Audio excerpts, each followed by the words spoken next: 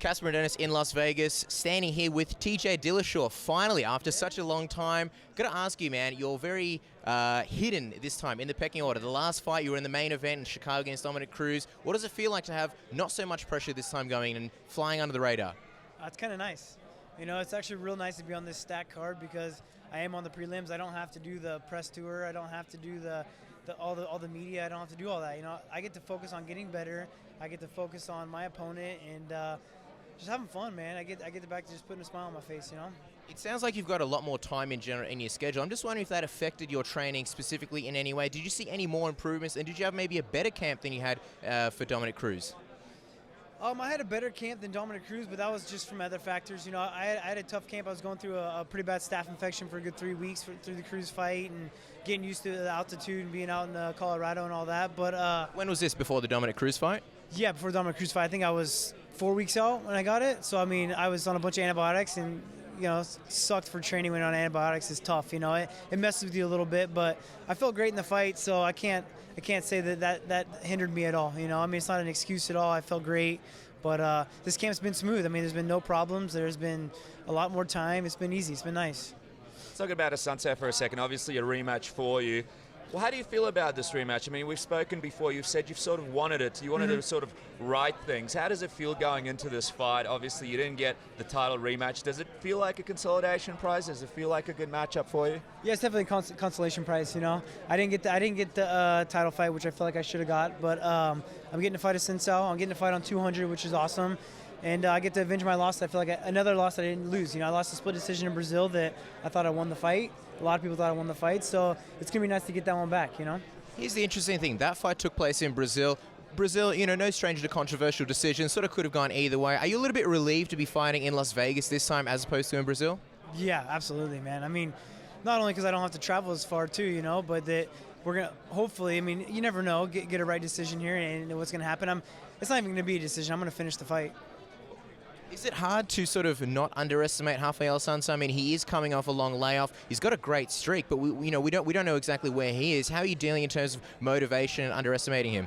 I'm always motivated, man. I mean, I'm motivated to get my belt back, you know. So that step is to expect the best Raphael Assuncao possible, you know. I'm getting inside of a cage and fighting another human being, you know, and that's nervous enough to not overlook someone, you know. I don't see how it's possible. At least in my mind, it's not possible to overlook someone. There's a lot of pressure, a lot of people watching, so I'm going to be on top of my game all the time. I don't care who I'm fighting. I'm going to be expecting this is going to be a tough fight. Last fight was obviously, like you mentioned, close. What do you think is the biggest difference between the TJ Dillashaw back then and the one that's sitting here right now in Vegas about to fight at UFC 200? I think everyone's seen how much I've grown as a fighter. You know, so much more comfortable inside the octagon. My stand-up's even better. My movement. I'm having a lot more fun in there. I've been performing to my best my last 5 fights, you know, since I fought him. 4 title fights. I've been in the octagon a lot, you know. I mean, my Brow fight was 5 rounds, Soto was 5, Brow again was 4, Cruz was 5. So that's a lot of time to be inside the octagon and to get comfortable in there, get comfortable with the lights, get comfortable with the pressure.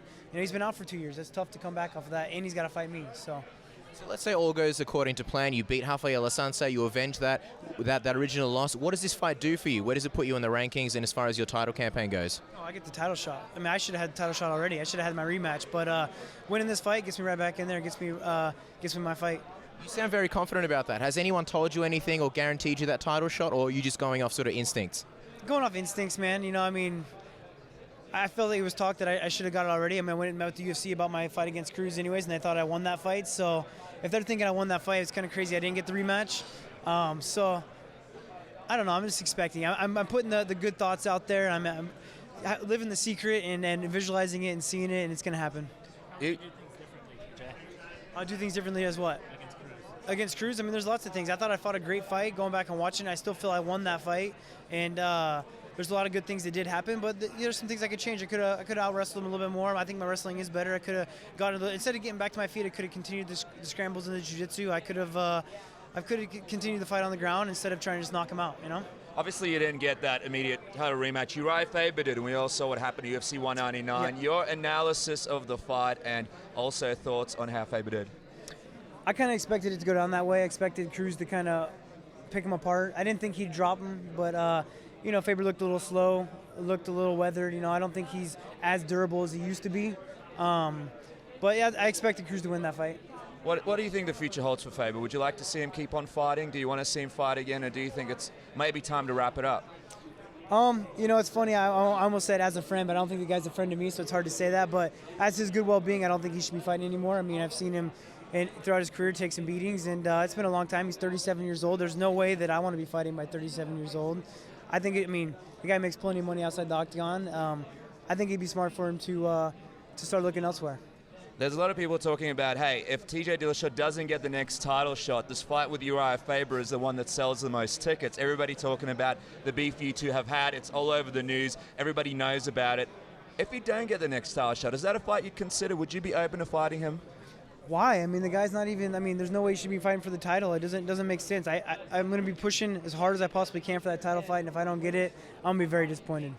The last year and a half, your personal stuff, be it with Faber, I mean, Cruz got personal a little bit, has just been everywhere. Has it been nice with this fight to just kind of have it be a fight? Exactly, man. It's getting back to having fun and not having to worry about playing the whole WWE and the trash talk and having to talk shit about someone and do the whole road thing. It's been nice. I got to focus on getting better, man. I've got to focus on the sport that I love rather than the bullshit that comes behind it, you know? I mean, the sport's turning into a bunch of drama, and it's unfortunate. Yeah, that's never really been you, right? Nah. It's just you've been sucked into it a little bit. Yeah, man. I've just kind of been... I mean, it's been good for me, you know. I mean, it's been good for my name and just getting out there and being inside the media, good or bad. You know, people can believe what they want or talk the shit they want, but ultimately, it's helped me get my name out there. And you obviously weren't around at UFC 100, but in the time you have been in the UFC, I mean, stuff like USADA, the kit deal. I mean, has there been one change that you really think has changed the sport for the better?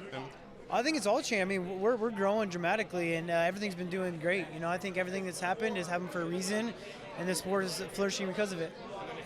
To sort of UFC 300, not that you'll necessarily be fighting, but I mean, is there something that you would like to see that would be better for fighters? Whether it's the weigh-in stuff would be an example of. I mean, the weigh-ins is awesome now. I get to weigh in at 8 in the morning. That's amazing. It's tough to say by 300. I mean, it's crazy to see how much the sport's grown since 100. You know, or since I was a kid renting UFCs at Blockbuster. So, who knows what's going to come from there? You know. Yep.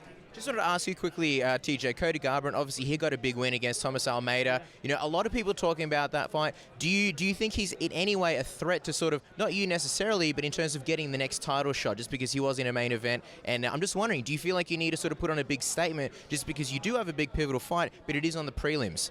I think beating Assuncao is a big statement. You know, the guy's ranked number 3, I'm ranked number 1. You know, I feel like he should have been getting the title shot. I mean, he was supposed to fight Barab before I was, but was injured, you know. So I think beating Assuncao is the toughest guy you could beat in the weight class to not get the title shot. Other than Cruz, it's Assuncao, you know. So I think that's my statement there. I do not think that Garbrandt's ready for a title fight. He doesn't deserve one, that's for sure. You know, but who knows if he could talk his way in there and Urijah can push him up, you know. I'm just wondering, are you worried in any way that, let's say you get a phenomenal win over Raphael Assuncao, that he gets overshadowed by, say, Brock Lesnar or Mark Hunter or John Jones or Cormier? I don't, because I'm going to put on a performance. You know, I'm going to show how great I am. I'm going to go out there and show how hard I've been working, the technique that I have, and same with Assuncao. You know, we're going to put on a show and it's going to be remembered. We're going to have it's a tough night because there's so many big names, but we're going to be pushing for that fight of the night. I'm going to push out performance of the night. Is what I'm going to say. We're looking forward to it, man. Good luck, and we'll see you out there. Absolutely. Thank you.